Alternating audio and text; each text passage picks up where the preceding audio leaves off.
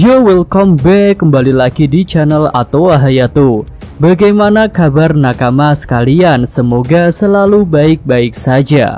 Yes, minggu ini libur ya guys, berarti chapter 1047 akan rilis minggu depan. Dan seperti kebiasaan Bang Oda, untuk chapter sebelum libur sering berisi hal-hal menarik yang bikin penasaran.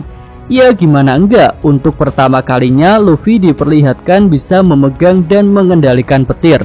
Ya, untuk petir sih mungkin nakama sekalian masih ingat pada movie Stoneworld, di mana kaki raksasa Luffy bisa mengalirkan petir.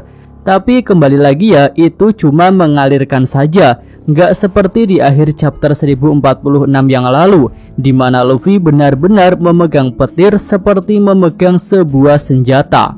Nah, untuk mengisi libur minggu ini, Mimin akan memprediksikan mengenai hal apa saja yang akan muncul di chapter 1047 nanti, atau bisa juga di chapter-chapter selanjutnya.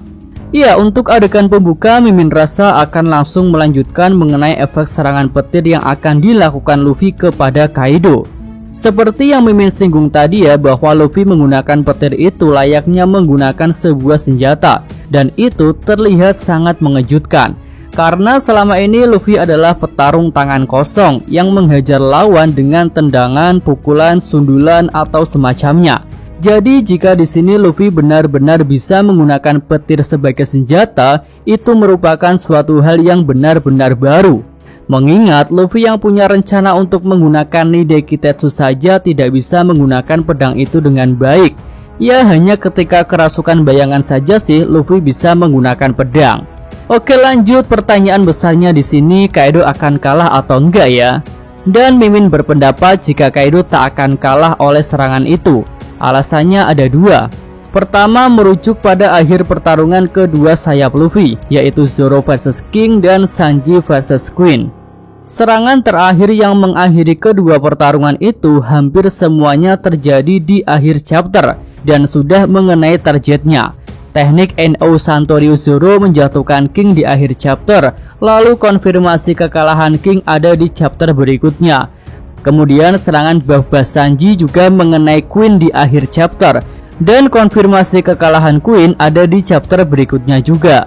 Nah, jadi Mimin rasa skema yang sama akan terjadi pada Kaido, di mana serangan terbesar Luffy akan menghantam makhluk terkuat itu di akhir chapter. Dan konfirmasi kekalahan Kaido akan muncul di chapter selanjutnya. Lalu alasan kedua, kita belum melihat flashbacknya Kaido. Ya, di sini sosok muda Kaido malah muncul pada dua flashback karakter yang lain, yaitu ketika King dikalahkan oleh Zoro dan ketika Big Mom dikalahkan oleh Kid dan Law. Ya, ini seperti adalah sebuah clue jika Kaido punya flashback sendiri, dan tentunya sangat menarik untuk kita nantikan. Apalagi Kaido ini kan terlihat punya hubungan dengan Joy Boy. Dan tentu sebelum Kaido kalah, besar kemungkinan hubungan Kaido dengan Joy Boy itu akan terungkap. Untuk hubungan itu sepertinya tak jauh beda dengan cerita ras Lunaria, di mana ras itu jadi hampir punah, dan King sebagai anggota terakhir ras Lunaria juga diburu oleh pemerintah dunia.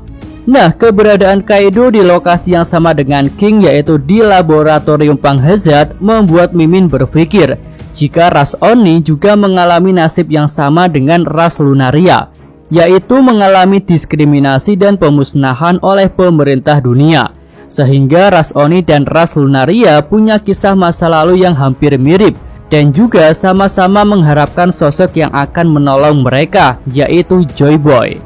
Iya, jadi Mimin rasa di chapter depan pertarungan Luffy versus Kaido masih akan berlanjut, dan kita mungkin akan melihat flashbacknya Kaido. Nah, selanjutnya hal kedua yang Mimin nantikan adalah bagaimana cara Momonosuke untuk membuat awan api yang besar seperti miliknya Kaido. Sebelumnya Momonosuke hanya mampu membuat awan api kecil, hingga dia malah memutuskan untuk memanfaatkan awan apinya Kaido. Tapi menurut Yamato, awan api Kaido itu masih akan tetap menghilang saat Kaido dikalahkan.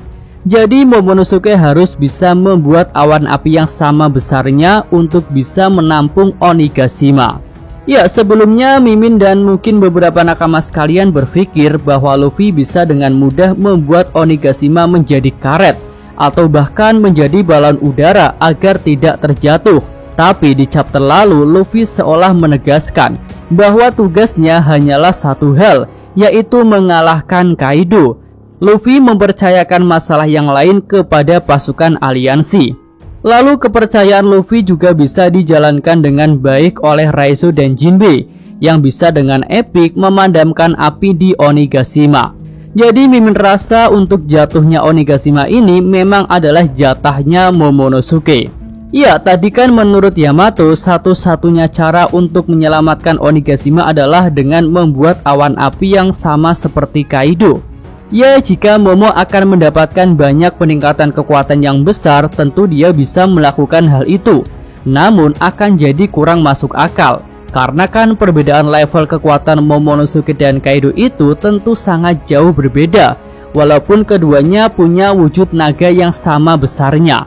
Nah, di sini mimin ada sebuah teori liar jika awan api buatan Kaido itu tidak akan menghilang selama Momonosuke masih mencengkeramnya. Dasarnya adalah karena Kaido dan Momonosuke bisa dikatakan satu tubuh, karena kan wujud naga Momonosuke berasal dari naga Kaido. Jadi teori liarnya awan api itu tidak akan menghilang selama masih ada sentuhan dari naga yang sama dengan Kaido. Ya, mimin akui sih ini memang cukup liar, tapi bisa menutupi celah perbedaan kekuatan yang besar antara Momonosuke dan Kaido jika Momo harus membuat awan api yang sama dengan Kaido. Oke, selanjutnya satu hal yang masih mimin nantikan adalah kerja dari CP0 terakhir.